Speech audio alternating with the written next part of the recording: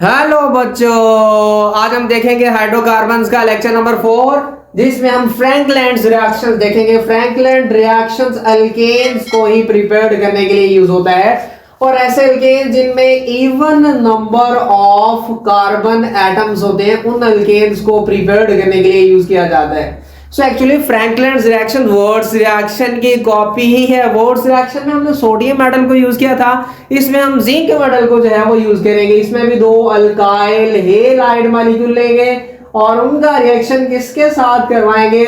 Zinc metal के साथ। और किसकी प्रेजेंस में? इन the presence of dry ether.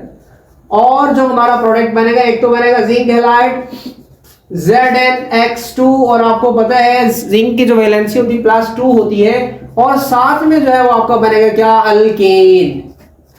और इसमें देखिए even number of carbon atoms होंगे, you can say symmetric alkane जो है वो आपका प्रीपेयर्ड। रिएक्शन को आप लोग एक ट्रिक के साथ भी याद रख सकते हैं। जैसे एक बॉय था, उसने एक लड़की को कॉल की, तो लड़की आगे से कहती हेलो हेलो। और आपको पता है केमिस्ट्री में हेलो वो हेलो नहीं होता, ये हेलो हैलाइड होते हैं, हैलोजन्स होते हैं। सो दो दफा उसने हेलो हेलो कहा, तो हेलो हेलो, और लड़के ने आगे से कहा पहचान मेरी जान। सो उसके लिए जान के लिए आप लोग क्या यूज करेंगे? जिंक यूज करेंगे। इस तरीके से भी जो है आप लोग इस रिएक्शन को इस ट्रिक के साथ जो है वो याद कर सकते हैं। अब इन रिएक्शन को जो है हम लोग किस लिए यूज करते हैं? अगर हमने ऐसे अल्केन्स प्रिपेयर्ड करने हैं जिनमें even number of carbon atoms हो, और हमने उनके कार्बन एटम्स की तादाद चेन में बढ़ानी है। फॉर एग्जांपल, पहले हमारे पास अल्काइल हैलाइड था और उसमें एक ही कार्बन था, तो इससे क्या बनेगा? आपके पास ऐसा अल्केन बन जाएगा जिसमें दो कार्बन हो।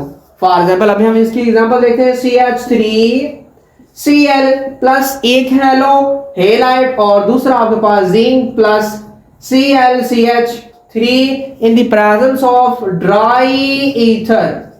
और आपको पता है हमारा प्रोडक्ट क्या बन जाएगा? सिंपल, ये Zn दोनों Cl के साथ मिलेगा, ZnCl2 प्लस CH3CH3। अभी आप देखें, इसमें पहले हमारे पास जो अल्काइल हैलाइड था उसमें एक ही कार्बन था। अब देखिए यहां हमारे पास कितने कार्बन हो चुके हैं? दो कार्बन हो चुके हैं। सो इस वजह से इस रिएक्शन को हम एक और नाम भी देते हैं, और वो है ascent chain of reaction. Ascent chain of reaction. Ascent chain of reaction का नाम हम इसे इसलिए देते हैं क्योंकि ये कार्बन की तादाद जो है वो बढ़ाता है प्रोडक्ट्स में। चलिए अभी हम इस रिएक्शन का जो मैकेनिज्म देखते हैं। इसका मैकेनिज्म भी सेम ही है जैसे वॉट्स रिएक्शन होता था, बस मेटल का जो है वो डिफरेंस है। मैकेनिज्म दो मजा लो। सो फॉर एग्जांपल, आपके पास CH3Cl है, यहां से बॉन्ड ब्रेक होगा तो आपके पास बनेगा एक क्या?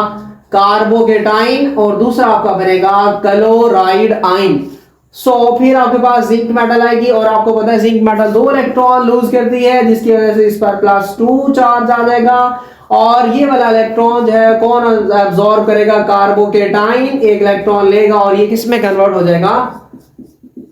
फ्री रेडिकल में कन्वर्ट हो जाएगा। और आपको पता है कार्बोकेटाइन में होते हैं 6 इलेक्ट्रॉन, और फ्री रेडिकल में होते हैं ऑड नंबर ऑफ इलेक्ट्रॉन्स, और इसमें हो जाएंगे 7 इलेक्ट्रॉन्स। अभी आपको पता है एक फ्री रेडिकल तो कुछ नहीं कर सकता, किसी काम का नहीं, इसलिए टीम बना के रहे।